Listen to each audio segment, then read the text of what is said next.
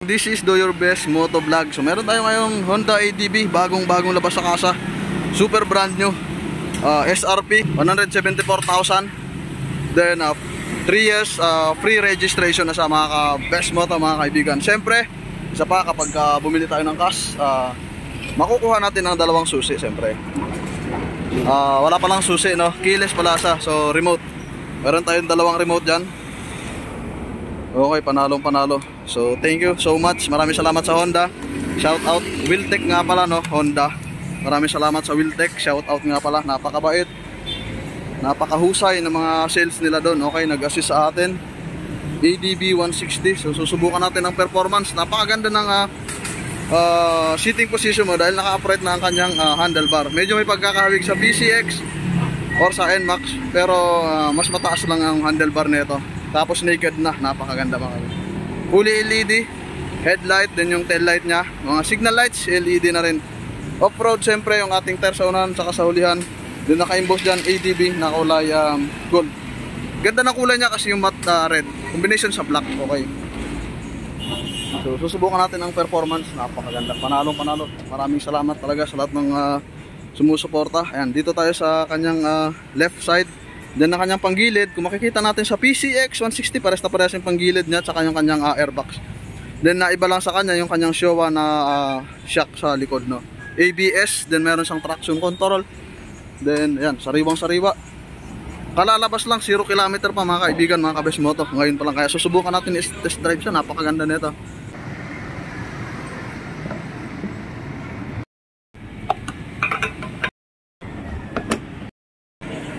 Okay, so ready na tayo.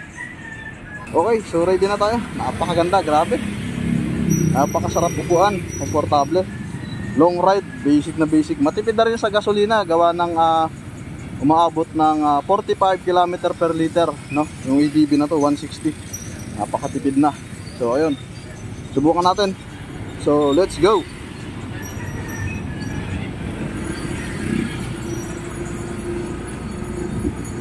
Okay, so suabe, smooth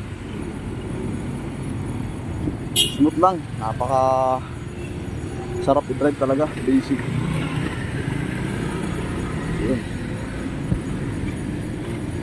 Okay, so medyo dahan-dahan lang tayo para madama natin ang sarap ng kanyang riding position, no? Okay, napakasarap, ang lakas ng arangkada. Kahawig talaga ang power niya sa PCX at sa Honda Click 160. Sabagay, pare-parehas naman sila 160. Napaka-smooth ng makina, tahimik na tahimik. Kahit yung andar niya, wala kang maririnig. Ganon talaga ang gawang Honda, no? Smooth lang. Napakasarap nito sa mga off-road. Basic na basic kasi maganda yung kanyang gulong, no? Naka-design sa off-road. Then parang ang motor na to, adventure type, no? Ang ganda, grabe. Kunting piga lang, andyan agad yung arangkada, bumibigay agad. Siguro pag makakuha tayo ng 500 kilometers, first change oil na natin ang ADV na to para maging smooth at maganda yung kondisyon ng kanyang makina. Yun naman talaga ang nire-recommend ng mga kasa. First 500 kilometers, pa-change oil na siya, pa-service na. Then next ano niya, kailangan maka 2,000 500 plus 1.5 equals 2,000 kilometers na yon. Pangalawang change oil niya yun. Doon ka na rin magpalit ng gear oil. Kasi matibay ang gear oil na unang nilalagay dito yung stock. Kahit maka 2,000 kilometer ka na, kilometers, tsaka ka pala magpapalit ng gear oil, okay lang. Basta yung oil niya, engine oil, mapalitan na siya agad. So okay, dahan-dahan na tayo. Sarap, grabe drive. Maraming nangangarap magkaroon ng ADV 160. Mahirap yung supply kasi nito sa ngayon. Hindi lang natin alam kung bakit parang iniipit ang supply ng ADV, no?